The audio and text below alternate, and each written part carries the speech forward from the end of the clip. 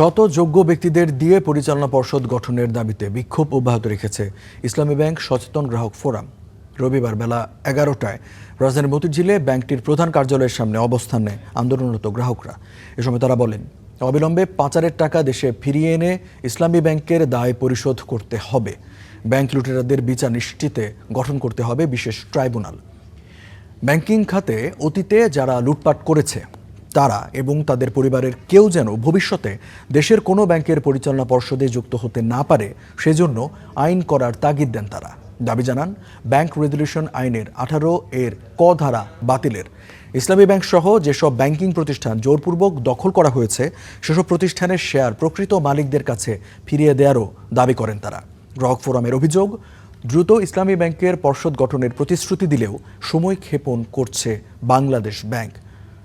বেলা 12টার দিকে বিক্ষোভ মিছিল নিয়ে জাতীয় প্রেস ক্লাবের দিকে পদযাত্রা করেন আন্দোলনকারীরা।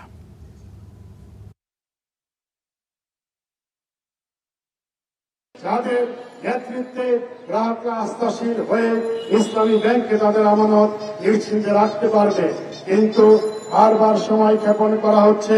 যাদের অভিজ্ঞতা রয়েছে, যারা ইতিপূর্বে ইসলামী ব্যাংক পরিচালনা করে এই ব্যাংকটিকে বাংলাদেশের সর্বশ্রেষ্ঠ ব্যাংকে পরিণত করেছিল, সেই ধরনের ব্যাংক ব্যক্তিদের দিয়ে ব্যাংক পরিচালনা পরিষদ গঠন করতে হবে।